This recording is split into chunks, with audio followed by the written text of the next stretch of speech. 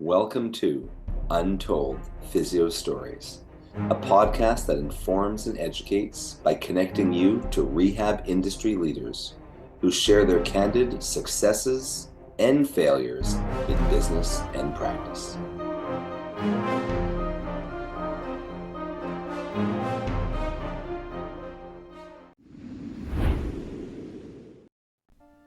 This episode of Untold Physio Stories is sponsored by Edge Mobility System. Edge Mobility System is your online site for everything a PT, OT, DC, MT, ATC, or fitness pro would need. Get certified in blood flow restriction therapy or training online. Check out our full modern manual therapy seminars, ISTM toolkit, Edge suspension trainer, portable tables, and more.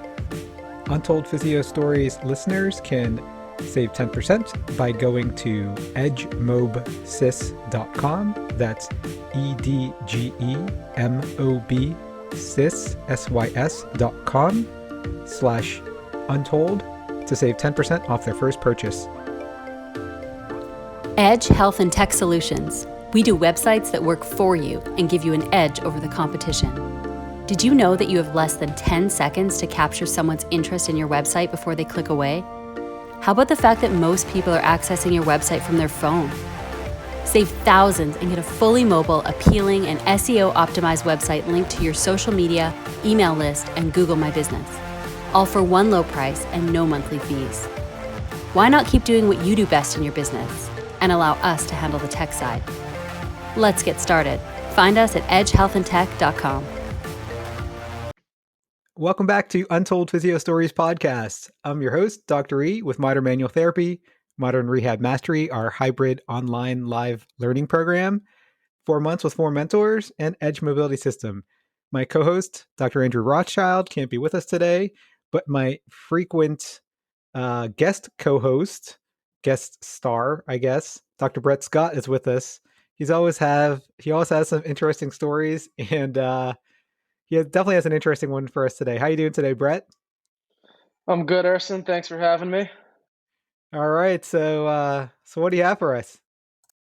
Yeah, so this was an interesting one and a patient I saw about 2 months ago or so. We started together, and this was or is a 22-year-old female who came in with this right medial knee pain and kind of patella pain when she had started running again with COVID. She didn't have much of an exercise background before that and just went out there, started running, didn't really have a plan or a program. And she started to notice every time she ran downhill, she'd get this medial kind of VMO type pain, patella type pain, and almost like MCL type pain.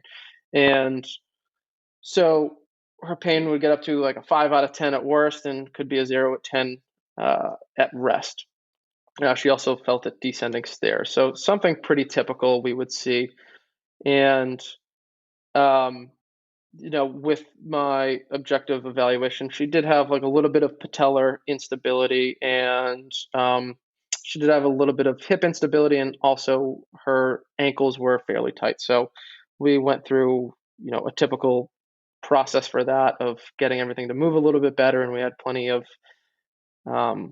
reasons for her to have knee pain with downhill running. So she would feel a little bit better and then it would get worse. And then we eliminated downhill running first and just had her doing some light running on like flat surfaces and whatnot. And it still wasn't getting any better. And then she started to notice that it was even like walking her dog on an uneven surface, like a trail in the woods, would cause her pain. And we try this, we try that, and nothing was really adding up. And this was a case for me that was like, this is a really simple, presents like a very simple case that we should have solved by now, and this shouldn't be bothersome anymore. And so one day I said, you know what, let's try some dry needling. Let's get in there with the needle, because I really don't like to use dry needling unless it's almost like a last ditch effort. And so I started to needle her kind of lateral quad VMO area. I did one intra-articular and a couple along the like the LCL ligament there. And as I was going down, so I used a 2-inch needle, and as I was descending distally with the needle, we typically see them, as we get towards the bone, and she was a fairly thin individual, so the needles typically protrude more and more as we get to our end feel of bone. And uh, as I got right towards the distal end, I kind of hit what felt like a Cheerio, if you will. And then I thought it was the a dead log. it was either a Cheerio or like a rotted out log, because the needle just kept going. And she, at the time, I was doing the needles, and she was just we were having a casual conversation, and she was just staring at the ceiling. And then I put this thing in, as soon as I felt it kind of go past where I expected that bony end feel to be, she immediately lifted her head off the table and was like, "What is that?" And I didn't really have much of a response for her, because I didn't really know either, and it uh, it was nothing I've ever felt before.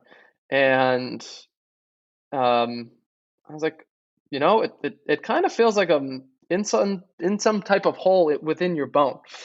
And uh, so we stopped the dry needling, but when I was doing it, I palpated. I was like, "Am I crazy, or am I feeling a hole in her femur?" And so I kind of palpated around with the needle, and it almost felt like a hole that was about the size of a pencil, or the diameter of a pencil. Like, it wasn't very big, but it was this very weird feeling to be able to palpate with the needle. For people that know what it feels like to hit a bony end feel, it's like you're hitting a countertop or something, or a piece of wood, and this just, it was wood that was rotted out, and it just fell right through. And so my big concern was, okay, like, this starts to make sense now that we're not getting any type of response from treatment if we have some type of underlying pathology here, that has to do with her bony structure.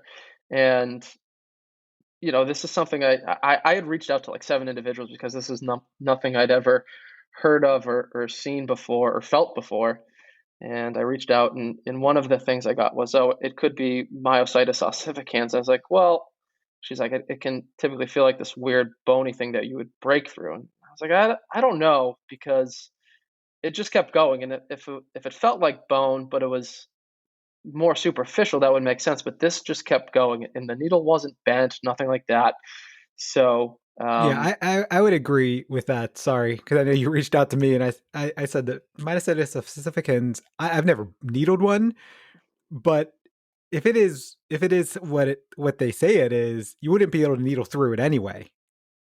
exactly. And so for me, like, the needle that was more proximal to that one, and I was about an inch away, was about, the rest of the needle head was about an inch out of her quadricep, because we had hit a bony end feel. And this one went all the way down. So I went down to the very end with a 2-inch needle right to the handle of the needle, and it could have kept going if I wanted to push harder. And so I was like, okay. So the hardest part of this was, um, so we went through, and she's actually, upon further investigation, she's actually been tested for cancer 3 times in her life. So she um, has what's known as, Did you know she this has, before? You didn't tell me this before. yeah, no. So I didn't know, and she never put it on her health history, because she didn't ever see the relevance of it. But she has cluster headaches, and they don't, or cluster migraines, and they don't know really why she has them. It's just something she's kind of had to deal with, and she has to take a medication for that. And then she also had a suspective cyst on her thyroid gland, um, which they've tested her for before, just to rule out any type of cancer. Because I just asked, is there any type of cancer history in your family, or with yourself? She's like, "No, but I have been tested 2 or 3 times for these types of things." So it's like, okay, well, based on the sole fact that we have a simple diagnosis here, like patellofemoral syndrome or patella instability, that it's just not healing properly within the time. And she was pretty adherent to her exercise program the whole time too, and she'd made all the modifications and stuff that we recommended. The fact that she just wasn't responding, she has this history, we have this bottomless end feel, said, we need to refer out to someone else. And so my biggest struggle was trying to figure out how to write a note to an orthopedic surgeon to say, yeah, I felt a hole in a bone with a needle, because she had originally gone to her PCP, and she described what had happened, and they didn't even know what dry needling was.